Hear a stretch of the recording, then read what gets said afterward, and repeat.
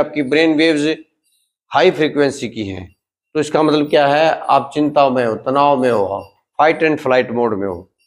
तो fight and flight mode से आपको बचने के लिए आपको डीप ब्रीदिंग करनी चाहिए। हमें लगता है कि ये बहुत आसान है, लेकिन आप इसको करके देखिएगा, तब आपको पता लगेगा कि इसको करने के लिए आपको कितना विचार की, किस मनोबल की जरूरत रहती है। आपका मन, आपका विचार, आप में धैर्य किस लेवल की जरूरत रहती है। जब हम अपनी ब्रेन वेव्स, मस्तिष्क की जो तरंगें होती हैं, हम उससे बड़ी बीमारी को ठीक कर सकते हैं। जब हम चिंता में, तनाव में या भागदौड़ में, जल्दबाजी में होते हैं, तो हमारा सिंपैथेटिक सिस्टम काम करता है। उस वक्त बीटा वेव्स काम करती हैं, क्योंकि जो हमारे ब्रेन्स के जो न्यूरॉन्स होते हैं, सेल्स होती हैं, वो इलेक्ट्रिकल इम्पल्सेस के थ्रू मैसेज भेजते हैं, जिसको हम हार्मोन्स बोलते हैं, केमिकल्स, हार्मोन्स। तो जब आप चिंता में होते हो तो कोर्टिसोल हार्मोन काम करता है। कोर्टिसोल हार्मोन का लेवल बढ़ जाएगा। एड्रेनलिन ग्लैंड से जो एड्रेनलिन हार्मोन होता है, उसका लेवल बढ़ जाएगा। तो जब ये बढ़ जाते हैं तो उस वक्त आपके जो ब्रेन होती है, ब्रेन वेव्स होती हैं, वो बीटा होती हैं। जब हम भागदौड़ के काम में होते हैं, एक्टिव ज़्यादा होते हैं, जब आप किसी काम में ज़्यादा सोच रहे हो, तो आपकी बीटा वेव्स काम करती हैं। आपकी भागदौड़ भरी जिंदगी में सिंपैथेटिक नर्वस सिस्टम काम करता है, तो बीटा वेव्स होती हैं, तो 12 से लेके 30 हर्ट्ज तक होती हैं। और जब आप धीरे धीरे काल्म, शांत होते हो, तो बीटा से फिर आप अल्फा वेव्स में आते हो।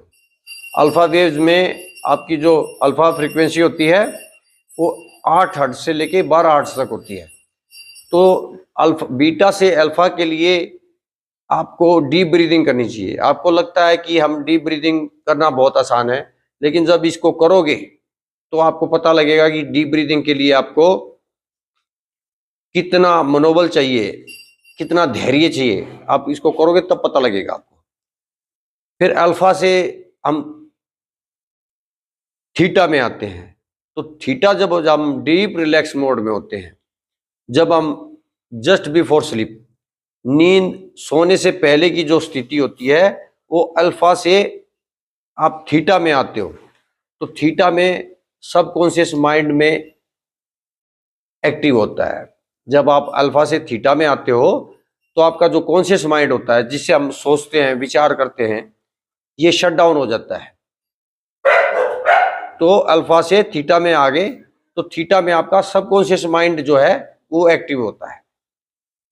तो और फिर आप डीप रिलैक्सेशन मोड में होते हो। उस वक्त जब आप थीटा वेव्स होती हैं, जब आप डीप रिलैक्सेशन मोड में होते हो, योग निद्रा से, प्राणायाम से, या आप स्लीप मोड में होते हो, तो उस वक्त ह्यूमन ग्रोथ हार्मोन्स काम करते हैं।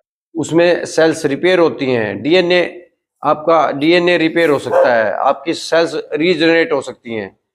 तो यदि आपको बुढ़ापे से जवानी की तरफ जाना है, तो आपको डीप रिलैक्सेशन मोड में जाना चाहिए। तो थीटा वेव्स